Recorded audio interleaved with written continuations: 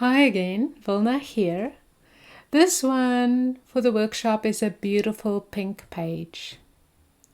I just love pink.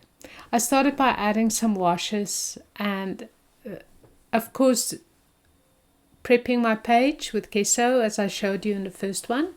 And now we're going to add quinacridone magenta. It's a liquid text ink, probably one of my absolute favorite colors. And the first couple of videos is where we start with ink. So you can see in the first one we started with the lime green. And now on page 1, actually, we are starting with a quinacridone magenta. So once you drop it onto your page, you want to move fairly quickly. Have your brush ready and water, clean water, and start painting it. Otherwise it will dry quite fast. And that's one thing about the gesso barrier, is that it slows the absorption just a little bit and gives you a little bit more time to work. My brush strokes is very deliberate here. You can see them over there, and you can also see how lovely it looks now that the paint dried. I'm stapling together 2 of my illustrations, and then I'm going to cut it. And I'm going to put 1/2 on one side of the page and 1/2 on the other side. And I like to cut my illustrations because then I can close the book and it won't, it won't lift up in the middle. I'm using Tombow glue to just stick down my illustrations.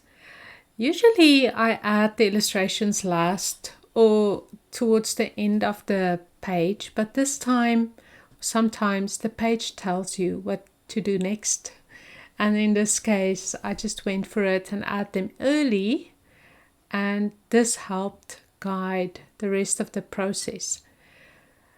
So also when you add your illustrations, when I teach a class, I said I have one rule, is don't put them at an angle. But that's just a very personal preference. I will not be the police and give you a fine when you do it. So I like to put them perpendicular and then also on thirds. So this one is almost in the middle of the page, but I will create the illusion of thirds with the paint that I will add next.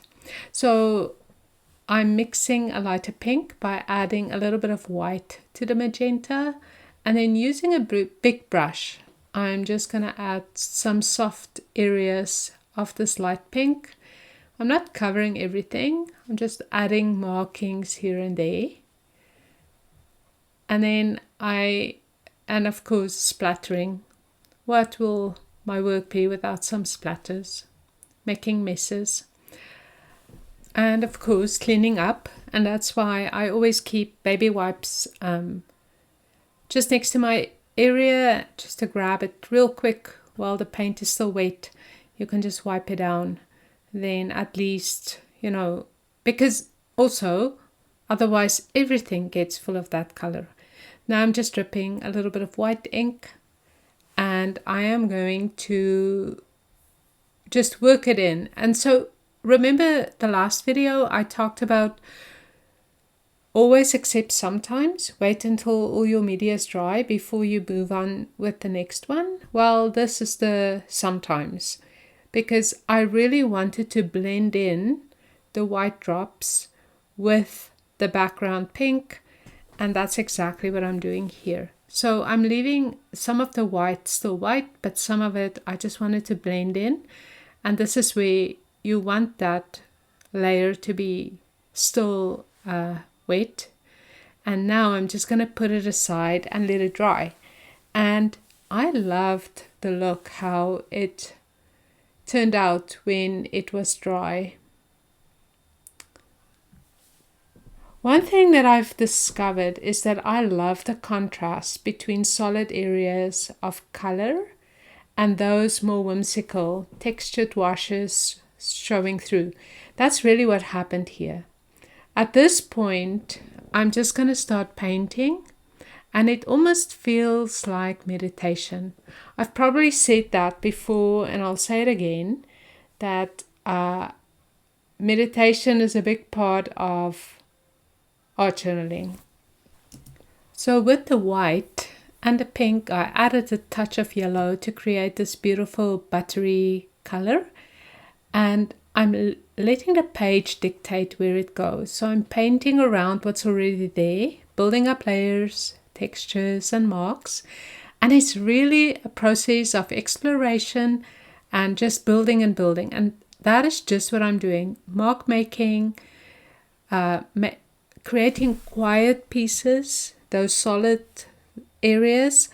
It's to calm down the page, just to give it some breathing room and space and white space, and then contrast it with some heavy, drops and splashes and violent markings.